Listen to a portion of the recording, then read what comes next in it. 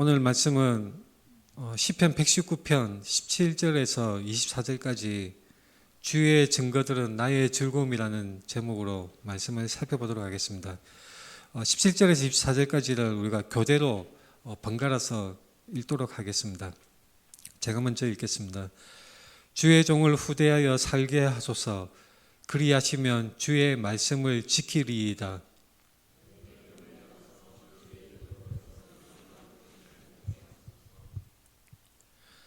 나는 땅에서 나그네가 되었사오니 주의 계명들을 내게 숨기지 마소서.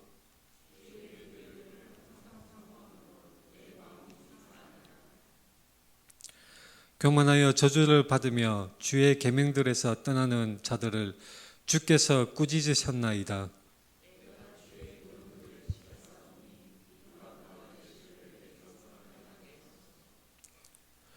고관들도 앉아서 나를 비방하였사오나 주의 종은 주의 율례들을 작은 소리로 읊조렸나이다. 같이 읽겠습니다. 주의 증거들은 나의 즐거움이요 나의 충고자이니이다. 아멘. 우리 앞뒤 좌우 돌아보면서 반갑게 인사하겠습니다. 만나서 반갑습니다. 만나서 반갑습니다. 우리가 잘 알다시피 영어는 알파벳 ABCD를 사용하고 있죠. 알파벳 ABCD 사용하고 있고, 우리나라는 그 한글을 사용하고 있습니다. 한글. 우리 아주 자랑스러운 세종대왕께서 한글을 발명해서 우리가 지금껏 한글을 사용하고 있는데, 많은 나라들이 우리 한글에 대해서 굉장히 부러워하고, 또한 굉장히 이게 과학적으로 만들어졌다는 것을 듣고 깜짝 놀라는 것을 종종 보고는 합니다. 제가 옛날에 해외 영업하던 시절에는 이 바이어들한테 그 사람 이름을 한글을 적어서 읽어주면 깜짝 놀라면서 배우고자 하는 그런 사람들이 많았었습니다. 우리나라 한글은 기역, 니은, 디귿, 리을, 미음, 비읍 이런 식으로 구성이 되어 있습니다. 그래서 이 기역, 니은, 디귿, 리을 이 자음을 가나다라마 이런 식으로 해서 자음을 사용해서 시를 지을 수도 있는데, 제가 급조한 시가 있습니다. 가을이 지나고 겨울도 지나는데 나의 인생은 지금 어디로 가는가. 다 같이 모여서 여기 예배 드리는데 라일락 꽃향기 가까이 왔도다. 마지막 봄이 언제였는지 꽃향기가 일깨워 주도다. 자, 가나다라마를 사용해서 순서대로 각 시의 그 절 구절을 시작을 한 것입니다. 제가 왜 이런 엉뚱한 얘기를 하느냐면, 자, 시편 119편, 이 시편 119편이 굉장히 긴, 그 시편 중에서도 굉장히 긴 편에 해당합니다. 그 시편 119편의 주제가 뭐냐면 바로 말씀에 대한 찬가입니다. 하나님 말씀에 대한 찬양이 있고, 하나님 말씀의 중요성, 하나님 말씀의 효력, 하나님 말씀의 능력, 그런 것을 말씀하고 있는 내용이 바로 시편 119편 말씀입니다. 히브리어로 이 시편이 기록이 되었습니다. 제가 지금 알파벳 22자를 띄웠는데, 구약성경은 히브리어로 기록되어 있고, 그 다음에 신약성경은 그리스어로 기록되어 있습니다. 물론 구약성경 중에 에스라와 그리고 다니엘서 일부분은 아람어로 기록이 되어 있습니다. 하지만 대부분은 히브리어로 기록이 되어서 전해져 오고 있는 것입니다. 이스라엘 민족이 그 가나안 땅에 정착하고 나서 히브리어를 사용했기 때문에 히브리어가 주된 구약성경에 기록된 언어로 그런 말로 기록이 되어 있습니다. 이 히브리어는 알파벳이 22자입니다. 그래서 여기 제일 처음에 보시면 알레프, 그 다음에 베트, 그 다음에 김멜, 이런 식으로 쭉 글자가 나와 있는데, 이것들은 다 자음들이죠. 자음들이고, 모음을 표시하기 위해서는 점을 찍거나 긴 선을 그어서 모음을 표시를 하고 있습니다. 제가 왜 이렇게 복잡한 히브리어 알파벳을 띄우냐면, 자, 눈여겨보십시오. 알레프, 제일 처음 글자가 알레프, 그 다음 글자가 베트, 그 다음이 김멜, 그 다음에 달레트, 해, 바우, 자인 이런 식으로 쭉 히브리어 알파벳이 나옵니다. 근데 정말 놀랍게도 뭐냐면 시편 119편이 이런 알파벳 글자를 처음 시작으로 해서 구성이 되어져 있습니다. 예를 들면 시편 119편 1절에서 8절까지는 알레프, 히브리어 알파벳 첫 글자 알레프를 사용해서 8절씩 이렇게 구성이 되어져 있습니다. 그래서 행위가 온전하여 여호와의 율법을 따라 행하는 자들은 복이 있으며 이런 내용이 1절에 알레프 그 철자로 시작이 되고 2절, 3절, 4절, 8절까지 계속 알레프 히브리어 철자로 시작이 되는 것입니다. 그 다음 알레프 다음에 히브리어 철자가 베트입니다. 그래서 119편 9절에서 16절까지는 베트로 쭉 8절이 이렇게 구성이 되어져 있습니다. 청년이 무엇으로 그의 행실을 깨끗하게 하리까 주의 말씀만 지킬 따름이니이다. 이런 9절 말씀부터 시작해서 16절까지 말씀이 베트, 이 철자를 사용해서 시작이 됩니다.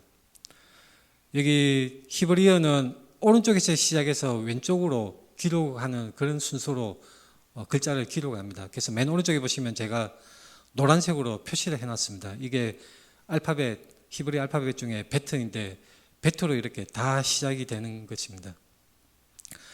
오늘 본문 17절에서 24절은 베트 다음에 히브리어 알파벳 철자가 김멜인데 바로 이렇게 김멜로 8절이 마찬가지로 쭉 시작이 되고 있습니다.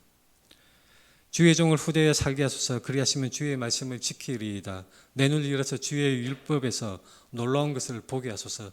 이런 내용들이 이 김멜이라는 철자로 시작되는 것으로 각 절들이 시작이 되고 있는 것입니다. 저는 솔직히 119편을 기록한 이 성경 저자는 천재라고 생각합니다. 물론 하나님의 영감을 받아서 기록을 한 성경이지만 하나님은 유기적 영감으로 그 사람의 학력이나 습관이나 문화를 사용하셔서 하나님의 영원한 말씀을 기록을 하게 하셨는데 고스란히 그 사람의 어떤 습성이나 그런 버릇들도 다 문체에 나타나고 들어 있습니다. 119편을 기록한 이 성경 저자는 히브리어 각 알파벳 22자를 8절씩 이렇게 첫 글자를 사용해서 내용을 다 기록을 한 것입니다. 그래서 히브리어 알파벳 22자를 8절씩 작성을 하였기 때문에 22 곱하기 8은 176. 그래서 시편 119편은 총 176절로 구성되어져 있습니다. 시편 119편은 제가 말씀드린 것처럼 하나님의 말씀에 대한 찬가입니다. 하나님의 말씀에 대한 그 말씀이 주시는 능력과 기쁨과 위로와 그리고 하나님의 말씀에 대해서 여러 가지 내용들로 쭉 표현을 하고 그것을 노래하고 있는 것입니다. 그래서 이 시편 119편에서는 하나님의 말씀이 하나님의 율법 또는 하나님의 계명, 주의 규례, 주의 교훈, 주의 율례, 주의 증거들 여러 가지 표현으로 이렇게 바꿔져 가면서 성경 말씀에 이 시편 119편의 각 구절들이 내용이 구성되어져 있습니다.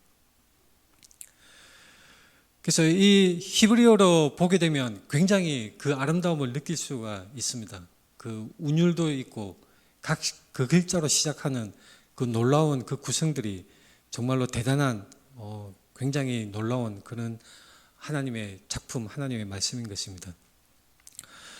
오늘 본문 시편 119편 17절에서 24절까지 말씀이 이렇게 나옵니다. 주의 종을 후대하여 살게 하소서. 그리하시면 주의 말씀을 지키리이다. 근데 이 내용을 보면 약간 좀 이상하죠. 주의 종을 후대하여 살게 하소서. 그리하시면 주의 말씀을 지키리이다. 자, 세상의 다른 종교들, 특히 무속적인 그런 종교들은 내가 뭔가 치성을 드리고 뭔가 열심을 다해서 뭔가 기쁘게 하는 뭔가 행위를 해서 나에게 복을 주는 그런 것인데 만약에 그런 타 종교에 또는 무속신앙이든지 다른 종교의 그런 형식으로 만약에 이 기자가 기록을 했다면 주의 말씀을 내가 지키니까 나에게 잘해주세요 이렇게 기록이 되었을 것입니다. 하지만 기독교는 반대이죠.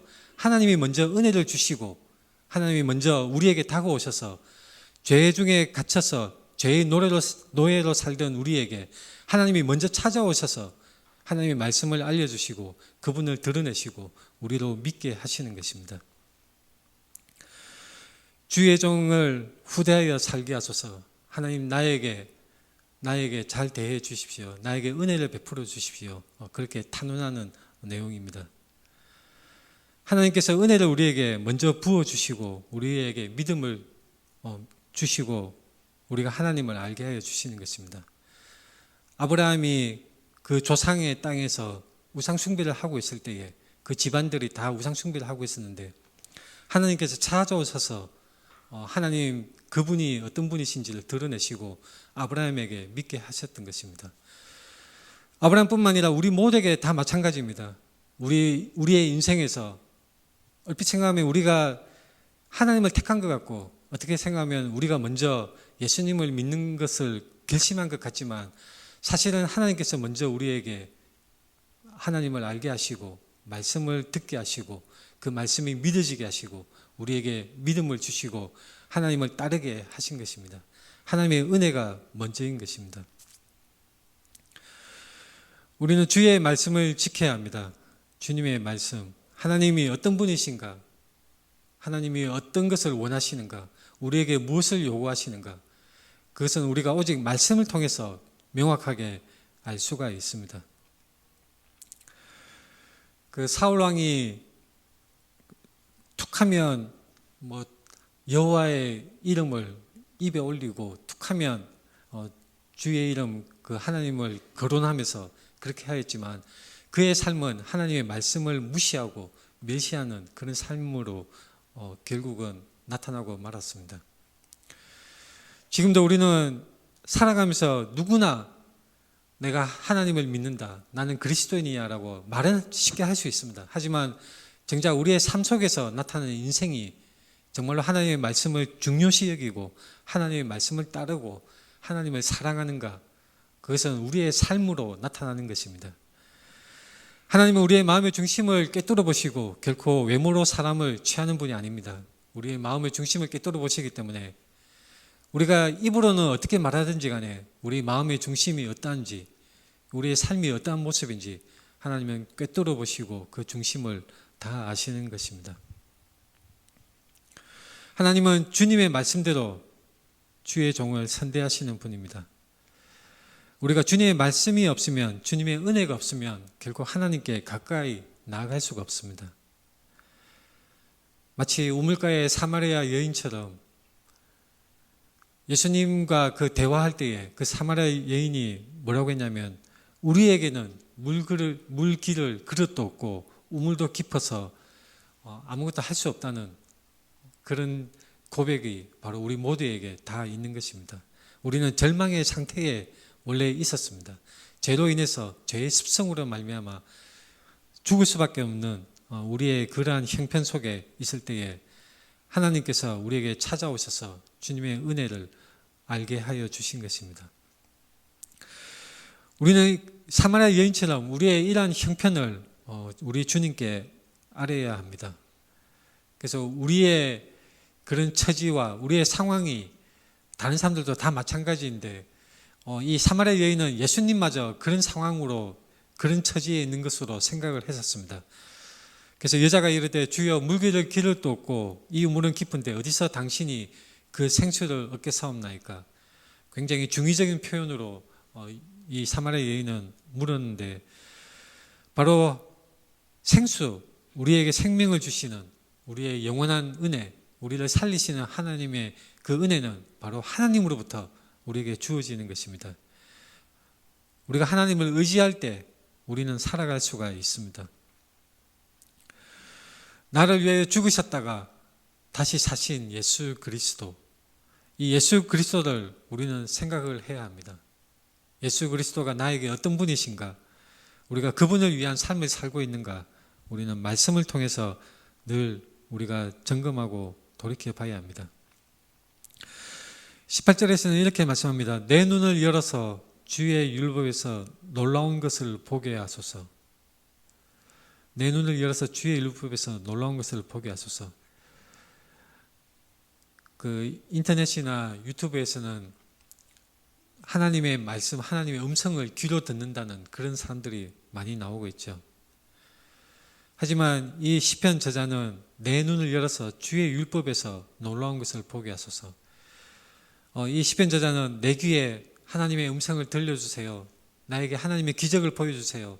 나에게 새로운 어떤 것을, 나를 위한, 나에게 꼭 맞춤된 맞춤 기적을 나에게 보여주세요. 이렇게 요구하지 않았습니다. 그저 하나님의 말씀에서 놀라운 것을 보기를 하나님께 구한 것입니다.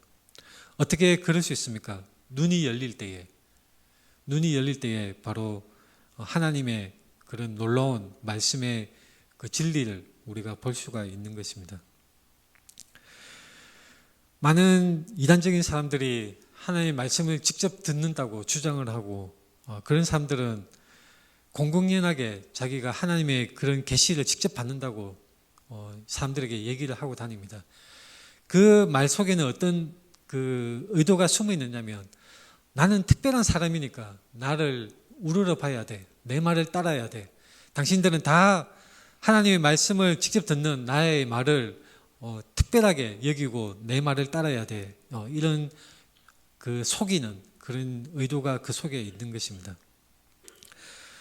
그저 우쭐해하고 자신이 특별한 사람으로 그렇게 자기 자신을 높이는 것이 바로 그런 사람들의 특징입니다. 하나님 말씀은 이미 성경 속에 이미 나타나 있고 어떻게 보면 굉장히 평이한 말씀들입니다. 아주 보통의 말씀인 것처럼 보이지만 그러나 우리가 그것을 정말로 진리를 받을 수 있는 우리의 눈이 열린다면 성령님께서 우리의 마음을 조명하셔서 우리가 그 말씀의 진리를 깨달을 수 있고 볼 수 있는 눈이 열린다면 바로 그 말씀 속에서 우리는 놀라운 하나님의 말씀을 보게 되는 것입니다.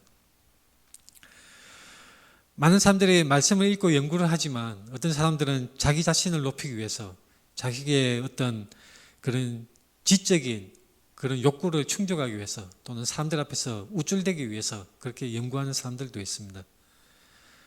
유명한 그 자유주의 신학자 중에 그 한 분은 이 하나님의 말씀에 대한 그 사본학에 대해서 굉장히 조예가 깊은 그런 학문적인 업적을 쌓았지만 결국 그 사람의 방향은 하나님의 말씀이 오류가 있다. 하나님의 말씀은 그저 문학 작품이다. 이런 식으로 잘못 주장하는 곳으로 흐르고 말았습니다. 하지만 어떤 사람은 주님의 말씀을, 이 성경 말씀을 읽을 때에 그 속에서 하나님을 만나고 하나님의 진리를 발견하고 그 삶이 변화되는 그런 사람들이 있는 것입니다. 예수님께서 이렇게 말씀하셨습니다. 예수께서 이르시되 내가 심판하러 이 세상에 왔으니 보지 못하는 자들은 보게 하고 보는 자들은 맹인이 되게 하려 함이라. 이 말씀은 우리가 잘 알다시피 이사야서 말씀에서 그 배경을 하고 있는데 하나님 말씀을 읽어도 하나님의 그 역사심을 보고도 그리고 예수님으로부터 직접 예수님의 설교를 듣고도 듣지 못하고 하나님의 진리를 보지 못하는 사람들이 있는 것입니다. 또한 하나님께서는 아무리 배운 것이 없어도 아무리 미천한 자일지라도 그 복음의 말씀을 듣게 하시고 깨닫게 하시고 알게 하시는 그런 복받은 사람들이 있습니다. 바로 그런 사람들이 보게 되는 사람들이고 하나님이 눈을 열어서 보게 하는 것입니다. 저는 여러분들도 모두 다 하나님께서 여러분들의 눈을 열어서 복음의 비밀을 알게 하시고 보게 하시고 깨닫게 하시고 믿게 하여 주심으로 다 이 자리에 나와 있다고 생각을 합니다. 우리 중에 한 사람도 그것에서 예외되는 사람이 있어서는 안 됩니다.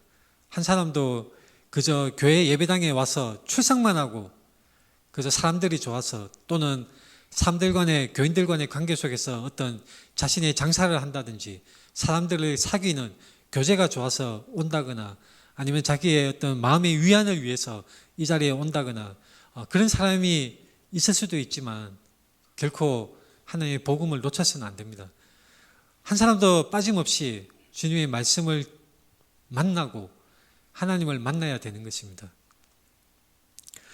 하나님을 만나서 비록 처음의 의도는 다른 목적을 가지고 올지라도 점차 하나님 말씀에 동화되고 그 말씀 속에 들어감으로 말미암아 하나님을 만나고 참으로 하나님의 백성된 자로서 교회의 그 지체된 자로서 이 하나님의 참된 백성으로서 하나님께 예배드리는 자로 이 자리에 있기를 간절히 바랍니다.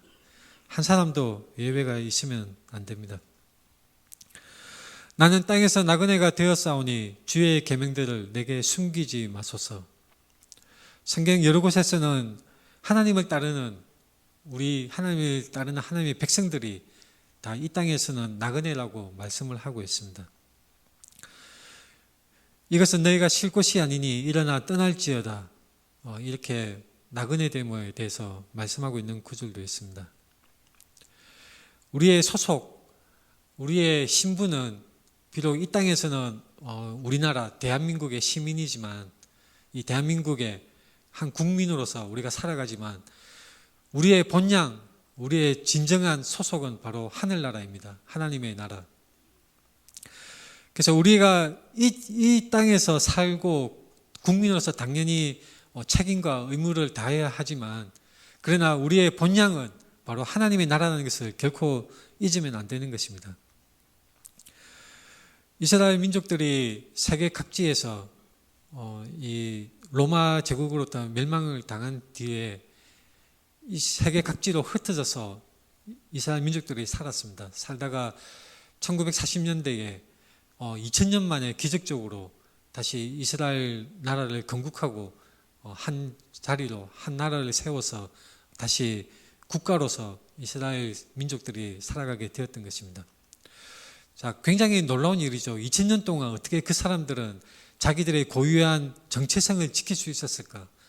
어떻게 그들이 자기들의 고유한 문화와 고유한 사상과 고유한 종교, 바로 유대교 그 종교를 유지하고 지키고 계속 전해져 와서 결국은 다시 나라를 세울 수 있는 지경까지 그렇게 이르게 되었을까? 굉장히 놀라운 것입니다. 왜냐하면 이스라엘 사람들은 세계 어디를 가든지 간에 하나님 말씀을 붙들고 살았습니다. 그리고 하나님 말씀으로 자기들의 진정한 신분이 비록 거기에 이방 나라에 속해서 살고 있지만 자기들의 진정한 국가, 진정한 나라가 어디에 있는지를 항상 그들은 가르치고 배우고 전했던 것입니다. 우리 그리스도인들에게도 마찬가지입니다. 우리가 비록 우리 삶 속에서 우리가 이방인들, 다른 하나님을 믿지 아니하는 사람들과 섞여서 살고 있지만 결국 우리의 신분, 우리의 본향, 우리의 진정한 국가, 진정한 나라는 바로 하나님 나라는 것을 결코 잊으면 안 되는 것입니다. 베드로전서 2장 11절에서는 사랑하는 자들아 거류민과 나그네 같은 너희를 권하노니 영혼을 거슬러 싸우는 육체의 정욕을 제어하라. 바로 베드로전서에서 말씀하는 것은 거류민과 나그네 같은 너희, 바로 우리에게 말씀하고 있는 것입니다. 거류민이라는 것은 외국인으로서 그냥 영주권을 가지고 사는 외국인으로서 사는 그런 사람들을 거류민이라고 지칭을 하고 있습니다. 거류민과 나그네 같은 너희, 우리의 인생 중에 우리의 삶 속에서 우리는 하나같이 다 참된 그리스도인이라면 바로 나그네 같은 사람들이고 이 돌아갈 본향 집이 따로 있다는 것을 우리에게 말씀해 주고 있습니다. 나는 땅에서 나그네가 되었사오니 주의 계명들을 내게 숨기지 마소서. 이 말씀은 뒤집어서 얘기하면 우리가 나그네로 살아갈 때에 결국 우리가 가지고 있는 어떤 재산이나 우리가 가지고 있는 명예나 우리가 가지고 있던 어떤 여러 가지 이 땅에서 가지고 있는 것들이 다 하나같이 가장 중요한 것이 아니라 가장 중요한 것은 바로 우리가 본향 돌아갈 영원한 하나님의 나라, 그곳에 그 통치가 이루어지는 하나님의 말씀, 주의 계명들을 우리가 가장 중요시해야 된다는 것을 말씀하고 있습니다. 주의 계명들을 내게 숨기지 마소서. 나에게 알려주십시오. 주님의 말씀을 더욱더 나에게 말씀대로 알게 하여 주시옵소서. 그렇게 기도하는 내용인 것입니다. 주의 규례들을 항상 사모함으로 내 마음이 상하나이다. 131절에는 이런 말씀이 있습니다. 내가 주의 계명들을 사모함으로 내가 입을 열고 헐떡였나이다. 주의 규례들을 항상 사모함으로 내 마음이 상하나이다. 마음이 상하는 것은 두 가지로 우리가 생각해 볼 수 있습니다. 주의 규례, 주님의 말씀을 너무나 사랑해서 그 갈급한 마음이 상할 정도로 우리가 열렬하게 극렬하게 하나님의 말씀을 사모한다는 그런 의미가 있습니다. 이것이 주된 의미라고 할 수가 있습니다. 마음이 상할 정도로 하나님 말씀을 목말라 하는 것. 내가 하나님의 말씀을 사모함으로 말미암아 내가 마음이 상합니다. 하나님의 말씀을 더욱더 알기 위해서 내가 온통 내 마음이 주님의 말씀에 쏠려 있습니다. 이런 의미가 있는 것입니다. 또 한 가지 의미는 이것입니다. 하나님의 말씀을 내가 붙들고 내가 그 말씀을 사모하고 내 말씀을 가까이 하는데 내가 처해 있는 이 상황, 내가 살아가고 있는 이 인생에서, 내가 살아가고 있는 이 문화 속에서, 내가 살아가고 있는 이 이웃들 속에서 정말로 하나님의 말씀과 정반대로 악이 행해지고 죄가 만연한 이 상황 속에서 내 마음이 상합니다라고 고백을 하는 것입니다. 마음이 상하고 애통해야 하는 것, 바로 하나님 말씀을 붙들고 있을 때에 우리는 마음이 애통해야 하는 마음이 될 수밖에 없습니다.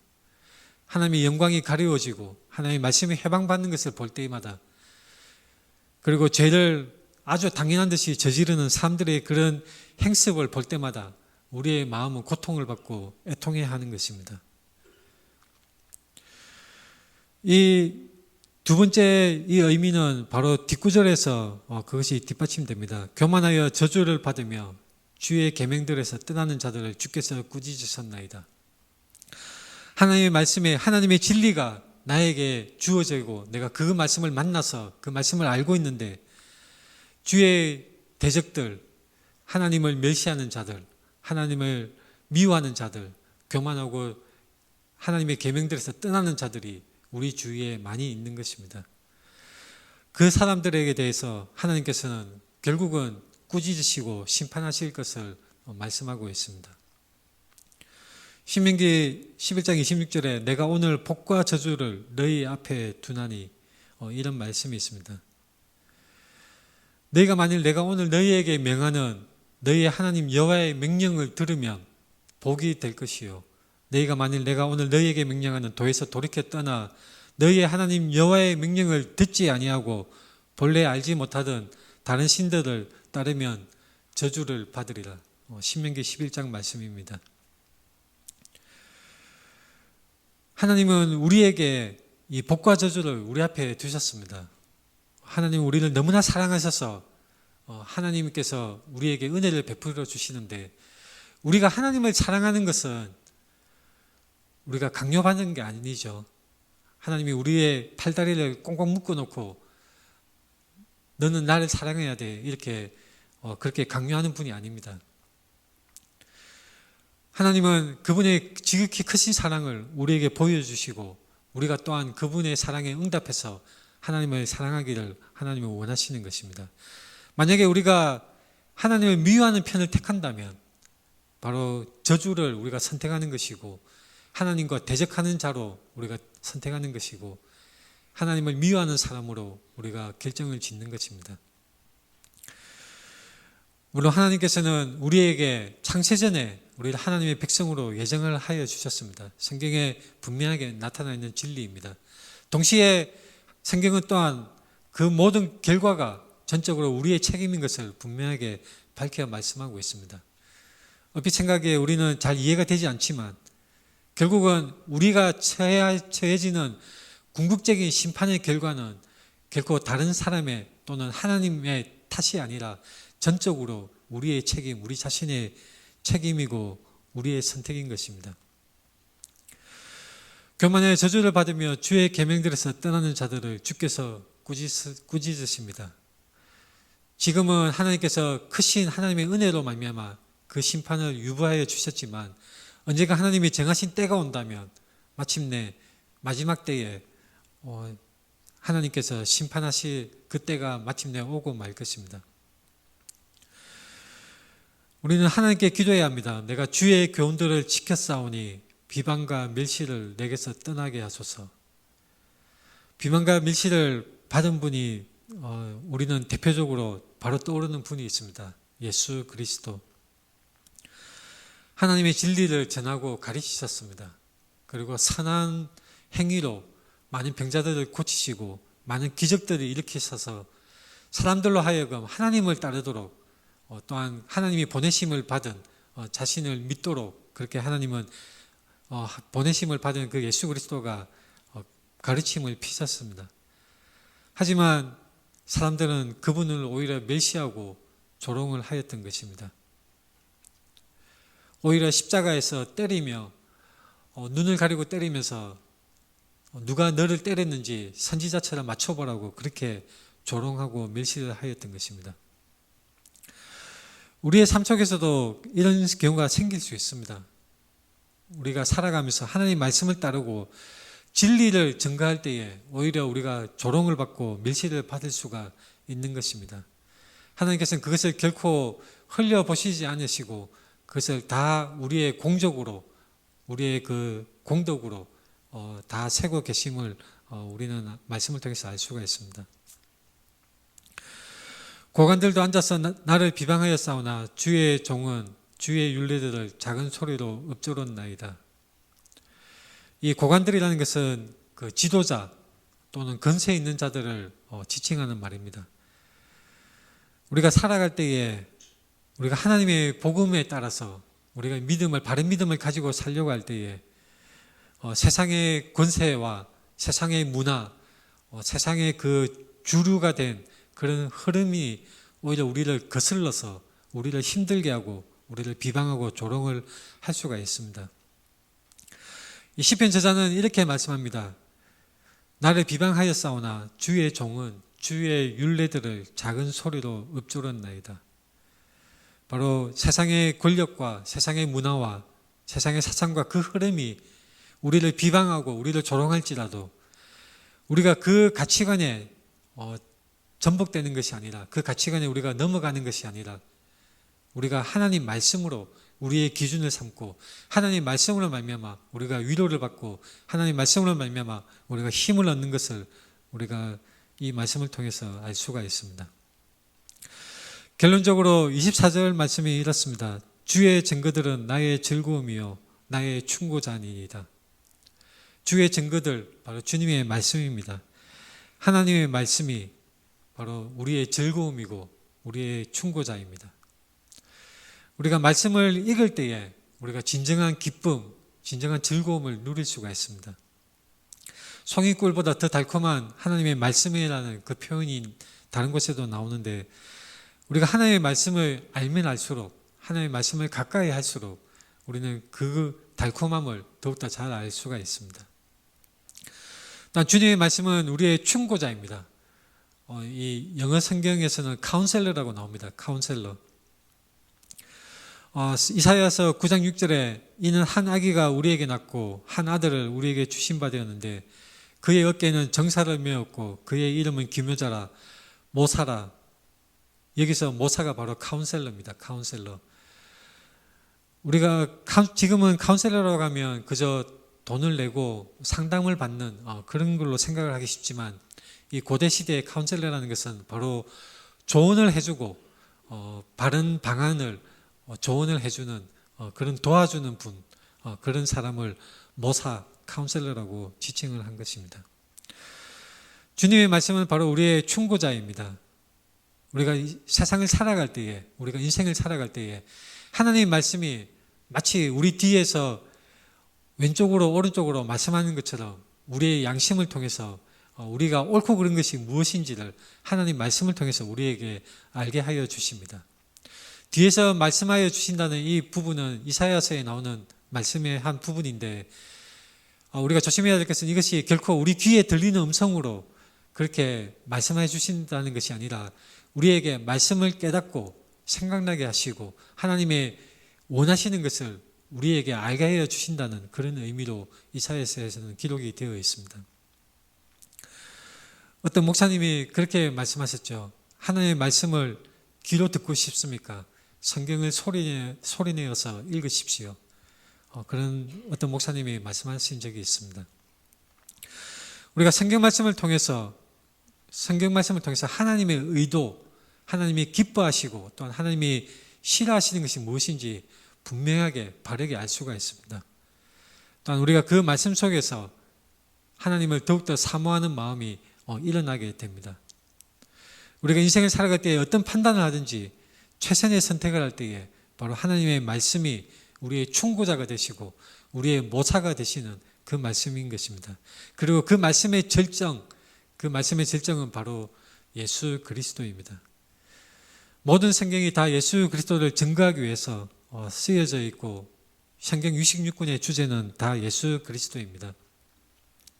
우리가 예수 그리스도를 분명히 알고 그분을 가까이 하고 그분을 사모하고 할 때에 우리는 하나님 말씀을 더욱더 가까이 하고 그 말씀 속에 깊이 들어가야 하는 것입니다. 저와 여러분들이 모두 우리가 말씀을 통하여서 하나님을 만나고 또 말씀을 통해서 하나님이 어떤 분이신지를 더욱더 잘 알게 되기를 축원합니다. 기도드리겠습니다.